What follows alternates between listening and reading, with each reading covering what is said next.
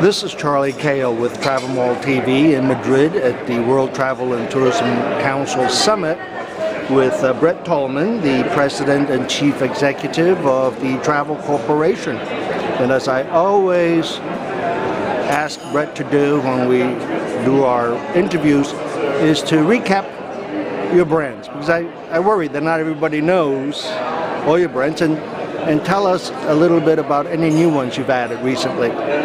Hi Charlie, always good to see you. The Travel Corporation is a family company of brands. We're in our 4th generation, and it includes great brands like Trafalgar Guided Vacations, Insight Vacations, Contiki, premier leader for youth travel, Red Carnation Hotels and Uniworld, our 2 luxury brands. We have 80 Kings that does inbound into Australia and New Zealand, Creative Holidays and Creative Cruising that does FIT and Ocean Cruise wholesale sales out of Australia and New Zealand. Bus About that is a hop-on, hop-off network on a coach basis throughout Europe. We expanded recently across the Trans-Siberia and into Asia, which is very exciting.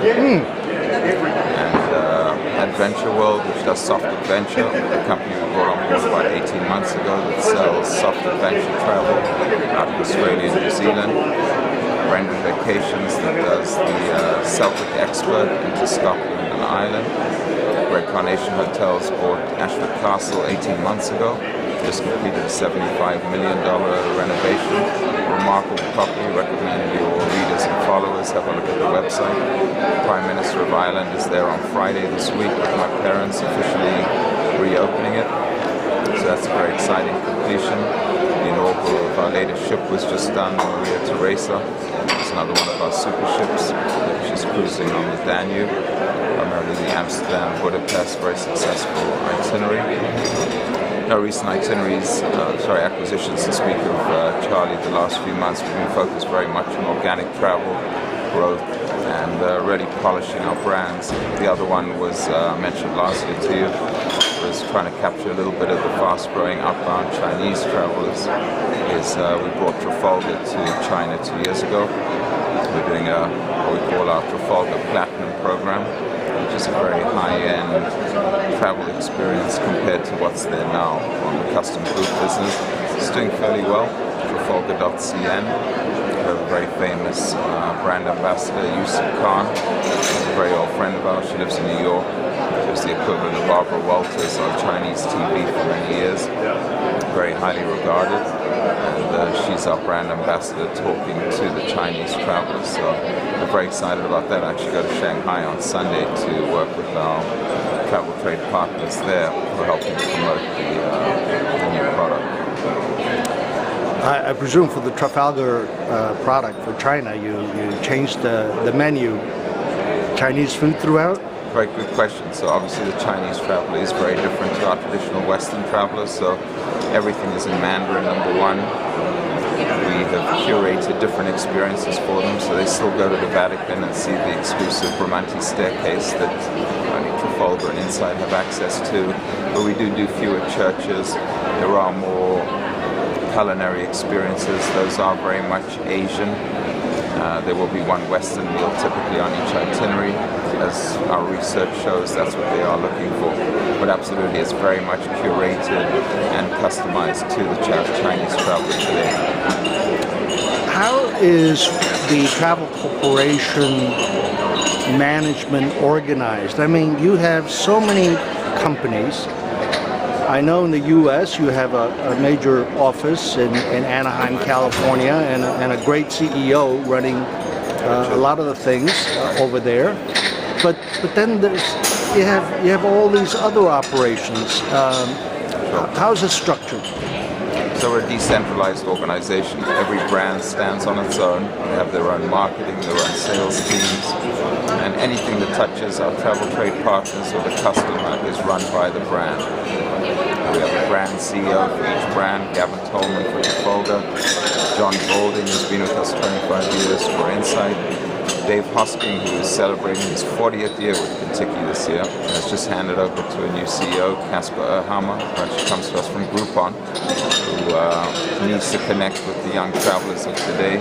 Unfortunately, many of our travel trade partners just don't and won't engage with the traveler of the future, which doesn't make sense to us, frankly, being that's their future customers as well. So we've been forced to go directly to the consumer, and so we're finding ways to develop new technology. And if you look at our website, and some of the influencers that we brought in, our bloggers and bloggers who travel and share the word and experiences of Kentucky, that's how we adapt there.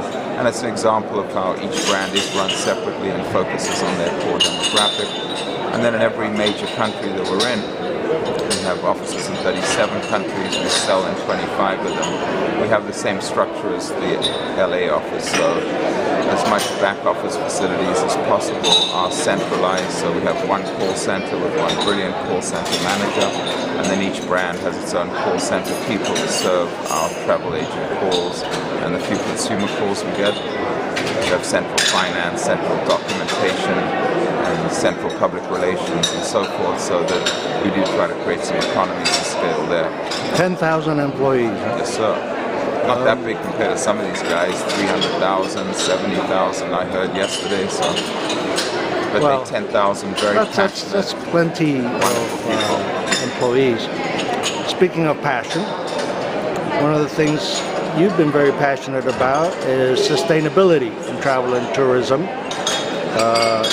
Exhibited in one way by supporting the WTTC Tourism for Tomorrow Awards, being a major sponsor.